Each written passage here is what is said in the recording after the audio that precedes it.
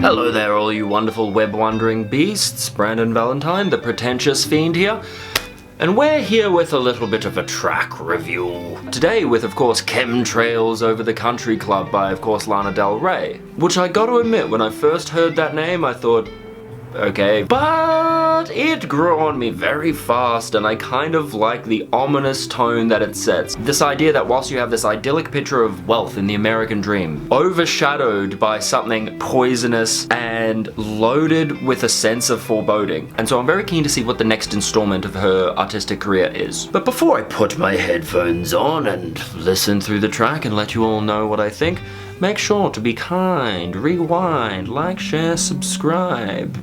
I don't know what the rewind has to do with anything, but it rhymed.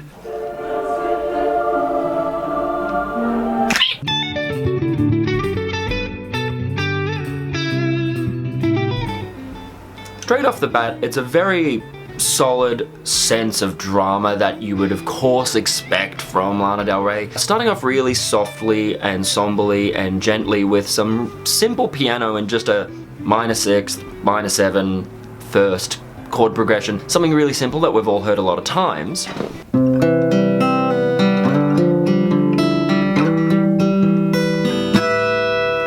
Yet as sonically simple as this chord progression is, Lana Del Rey, of course we all know, has that really dramatic, dreary sense of vocal melody which kind of constantly adds the sense that something is wrong, something is awry. And this is really brought to the forefront by some very subtle yet cinematic strings that build underneath and add to that underlying anxiety that juxtaposes against the kind of beautiful backdrop that she sets in terms of the lyrics really well. And this ominous tone, particularly in terms of the strings, is built over a very long period of time, particularly for a major pop release. This is built over the course of 2 verses and 2 choruses until it starts hitting a crescendo. Really not even around till the second chorus that these drums just kind of slowly, very slowly, rise and swell into existence, along with a big dose of grit and distortion, not over any particular instrument or over the vocals, but just as a wash of distorted grit, which further adds to this feeling that something in the distance is coming, something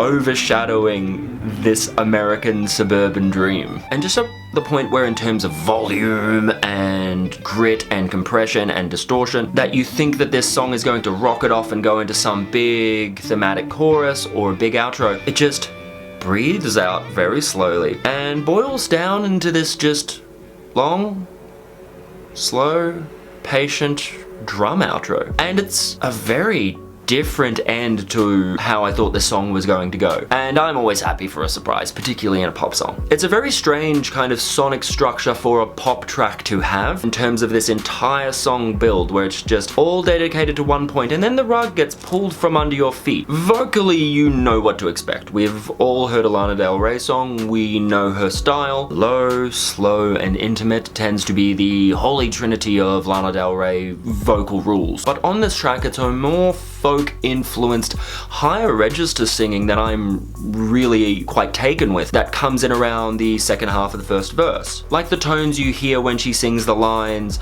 "I'm not unhinged, I'm not unhappy, I'm just wild." She expresses a really wonderful and nice fragility in her voice, especially at those creaking and croaking little dusty parts of the higher register. And it's those imperfections that really make a vocal performance outstanding. And in the second verse, the harmonies are built and built and built, and the melody climbs up to a kind of crescendo, and it ends up being really this enveloping large sound in terms of vocal production. As I said prior, lyrically we're met with that real juxtaposition between the ominous and the opulence. And these opposing forces are kind of used as the backdrop for Lana, or at least the character that she's singing about in this, to break free, fulfill her desires, and forge a new, strong, and rebellious identity of her own. All in all, this is a very sweet sounding and dramatic cut, which is of course what we would come to expect from Lana Del Rey. But this song will absolutely find its audience and it will hit them hard, and that's the point. And regardless of your opinions on Lana, this is an effect that she has on people in spades. As I said prior, one of the most interesting things about Lana Del Rey is sitting there and watching her progression as an artist, and the fact that her later work